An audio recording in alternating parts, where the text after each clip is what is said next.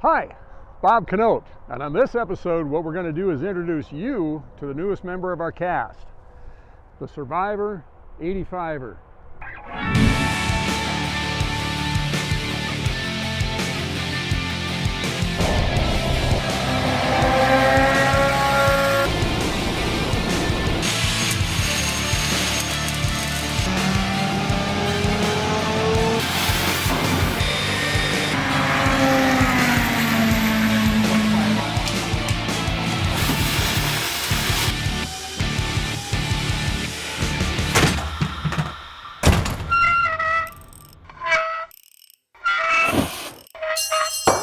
Dang it.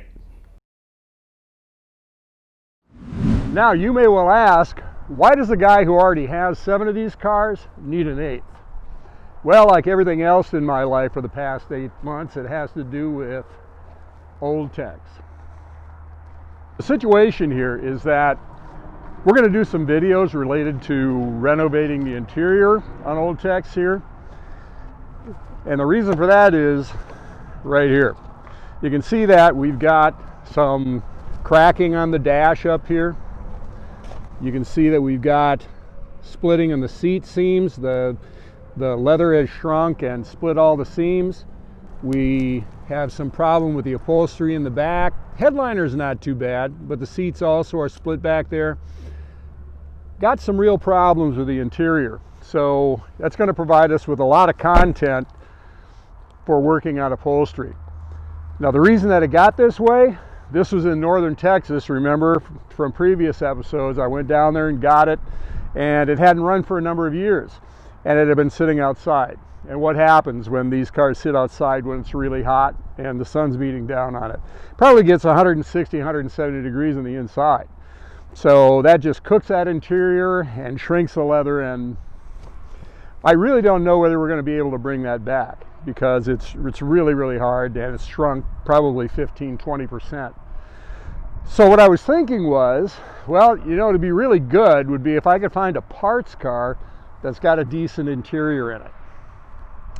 And so I began to look through the Craigslist, Minneapolis, St. Paul listings for Jaguar XJS. One of the first things that came up was the Survivor 85er.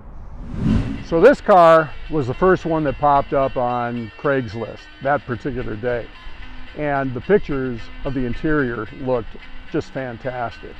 And as you can see, by comparison with old techs here, that everything is better. You can see that the dash isn't cracked. You can see that the seats have no splits in them. Although the seats could use some conditioning. They're kind of stiff, and that's the sort of thing that when you sit down and it causes the seams to split. The headliner is probably the only real issue in this. That and some cracking in the wood, not a big deal. But as you can see, the interior is in much better condition. Which would have been great, except that the rest of the car looks really, really good. And the really strange thing is that this car, it's a 1985. In 1984, it was sold to a leasing company in Minneapolis by Hansard Pontiac. And this has actually been a Minnesota car all its life. Now that being the case, you would expect, particularly in its early years when there was just another car that was being driven year round, you would think that this would be a rust bucket by now.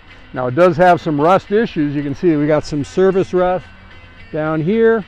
And we got a little sort of a failed rust repair back there. And we got some bubbling right here. But you know what? This is all pretty simple stuff to fix. And it's not going to take much work to get this body back in condition. Now, the asking price for the car was $1,500. And the reason for that is, if we pull the hood here, it's got engine issues. Imagine that. Okay, now here's the thing. This car was driven by a gentleman for a number of years. I think it was from 1996 to 2008. In 2008, he was driving it back from the lake cabin, and suddenly on the left side of the engine up front, it started to be generated a clattering noise, accompanied by a mist. So he stopped, had it towed home, and he hasn't really done anything with it since. And he's had kind of a turn in his health situation. So what he wanted to do was sell this for enough so that he could buy himself a small fishing boat. So the asking price was $1,500. When I got here, I explained to him, you know, my intent was to part this car out, but you know what? I'm not sure that I got the heart to do that. So I said, you know, for $1,000, I can get what I need, and you can be assured that this car is going to be on the road again and not be distributed all over the country for parts. At which point he immediately accepted my offer. And the first place where I'm going to go once we get this thing up and running is I'm going to drive back to his place and let him drive it for a weekend. I think he'd appreciate that. Now, cars that have been driven in northern climes where there's salt, they do have significant issues with rust, usually, if they've been driven at all during the wintertime. And like I said earlier, the first few years that they've been sold and are on the road, they're typically driven year-round. So what you need to do is you need to inspect the bottom of the car to make sure that it's just not eaten with rust. The trunk, it's easy. Pull up the floor mat, take a look, it'll be real obvious. Same thing up here. All you got to do is pull up the mat, and you can see very readily, very easily, whether rust is going to be an issue. And in this car, on both sides, it's very, very good. So that's gratifying. What we got here is a pretty darn solid 1985 Jaguar XJS. Another thing about this car is that we have the original cassette tape player cleaner, and we also have the original XJS HE handbook, which is pretty thin compared to the later ones. We also have the passport to service, which tells us that this car was originally bought by Western Petroleum Company, Eden Prairie, Minnesota, and the date is 11/15/1984.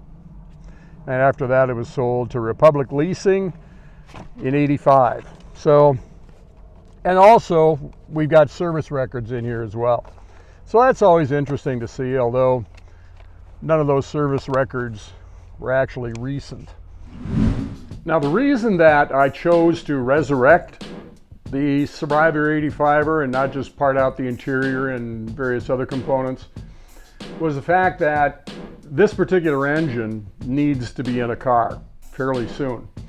And this is an engine that I've been working on over the years, and it employs the rear main seal modification that I have used in my track car for years. And what that does is it basically eliminates the rope seal to a modern neoprene seal sort of a thing. And I've tested it for years on the track car, but I need to actually be testing it in the real world, everyday driver type environment. So that's the purpose of this engine right here.